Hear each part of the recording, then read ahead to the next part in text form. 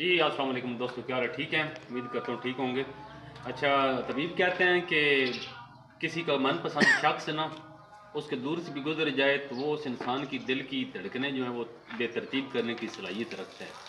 तो आज आपको बताता चलूँ कि इस वक्त मैं रावलपिंडी में खड़ा हूँ और ये छोटा सा सेटअप है गाय का, चौधरी शहजाद साहब का। आप गौर से देखें तो आज आए थे इनके पास, तो जब इनके जानवर देखे तो दिल किया कि यार वो जिस तरह कहते हैं कि हमारी भी धड़कनें जो दिल की है ना वो बेतरतीब हुई, क्योंकि हमारी जो मनपसंद चीज़ें यही हैं। तो कोशिश की कि आप लोगों को बताते चलें कि शहजाद साहब को ये कैसे शौक़ आया, क्योंकि ये पार्ट टाइम जॉब भी करते हैं और साथ ही अपने सेटअप भी उन्होंने रावलपिंडी में चलाया हुआ है। तो जनाब आइए आज आपको मिलाते हैं शहजाद साहब से, उनसे मज़ीद पूछते हैं। जी शहजाद साहब, तो मुझे बताइएगा कि आप जिस जगह पे खड़े हैं ये एग्जैक्ट लोकेशन जो है कौन सी है? ये लोकेशन है जी रावलपिंडी ज़िला है। और आगे जगह इसकी बनती है पाटा चौक। यहाँ पे आप मवेशी मंडी भी लगती है कुर्बानी के जानवरों की बड़ी। ठीक है। ये सेक्टर्स आ जाते हैं I-16 I-14 जो है ना, इस एरिया में है। ये साथ नूने गाँव है, आगे साथ ताज रेजिडेंसी है वो जो नियर इसकी प्लेस है। ठीक है। ये माशाल्लाह अच्छा छोटा तो सा एक शहजाद सेट साहब बनाया मुझे हुआ है। बताएं कि माशाल्लाह बहुत अच्छा आपका सेटअप देखकर बहुत खुशी हुई। तो मैं देख रहा हूँ कि ये 3 4 5 गाय आपके पास खड़ी हैं और ये भैंसें भी खड़ी हैं। तो ये दूध जो है मिक्स करके बेचते हैं? हाँ, दूध यहाँ पे मिक्स ही चलता है। और गाय भैंसों का सारा वो किसी की डिमांड हो तो उनके लिए गाय का लैदा कर रख लिया, किसी की डिमांड जिस तरह भैंस का लैदा तो उसके लिए ये हम लोग करते हैं। ये भाई तो छोटा सा सेटअप बनाया, शौक था दिल को कि तो मुझे पता करते चला हैं। कि आप पार्ट टाइम जॉब भी हाँ, करते हैं। जॉब भी मैं कर रहा हूँ और साथ ये काम भी तो अल्हम्दुलिल्लाह इस कर रहा काम हूँ। को शुरू किए हुए कितना अर्सा हो ये गया मुझे है? हो गया कि तकरीबन 2.5 साल हो गए। और बड़ा अच्छा माशाल्लाह ये काम है, आप नई तरीके से चलते रहें, काम माशाल्लाह बड़ा ज़बरदस्त है। 2.5 साल में माशाल्लाह आपके पास कितने जानवर खड़े हैं? अभी गाय हाज़िर मैं आपको मौके जनाब पे आप गिनती देख लें, करवाता हूँ। 8 जानवर तो हाज़िर मौके पे हैं। तो ये जनाब 2.5 साल में इन्होंने इकट्ठे किए हैं। तो इनकी तफसील इनसे पूछते हैं कि इन्होंने ये कितने अरसे में इकट्ठे किए हैं। तो ये जनाब आप बछड़ा देखें, बछड़े की खूबसूरती देखें। अच्छा तो शहजाद साहब मुझे ये बताएं कि ये जो जानवर हैं आपने ये सारे इकट्ठे परचेज़ किए थे या नहीं नहीं आस्ता नहीं आस्ता नहीं, करके? ये पहली बार इकट्ठे तो लेने नहीं होते, जो आजकल दौर जा रहा है महंगाई वाला।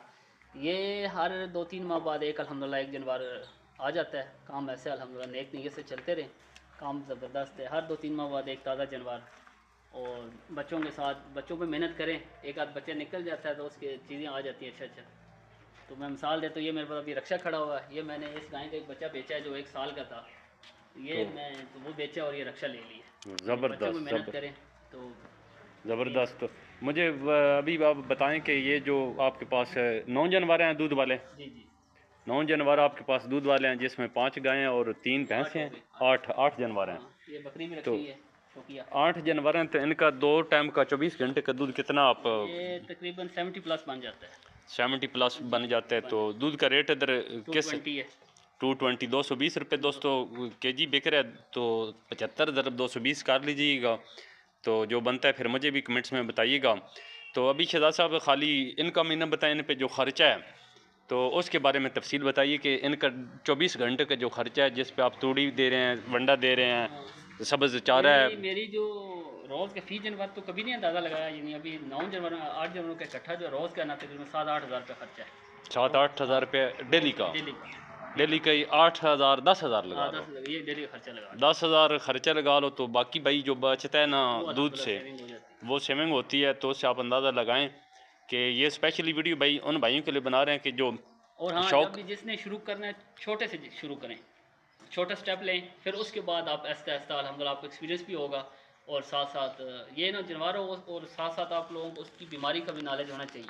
फलानी में बुखार में क्या देना है, एलर्जी हो किस चीज़ के वो क्या देना है, कुछ थन खराब हो, सोजिश हो, उसमें आपने क्या दिया, ये भी थोड़ा थोड़ा आपको आइडिया होना चाहिए। छोटे से सेटअप से शुरू करें, इंशाल्लाह आपको खुद ही इसमें अंदाज़ा हो जाएगा। 1 साल में आइडिया जी काम दोस्तों, लगाएंगे। चौधरी शहजाद साहब की आपने जो बात है इन्होंने आखिर पे की है ना, बहुत पते की बात की है।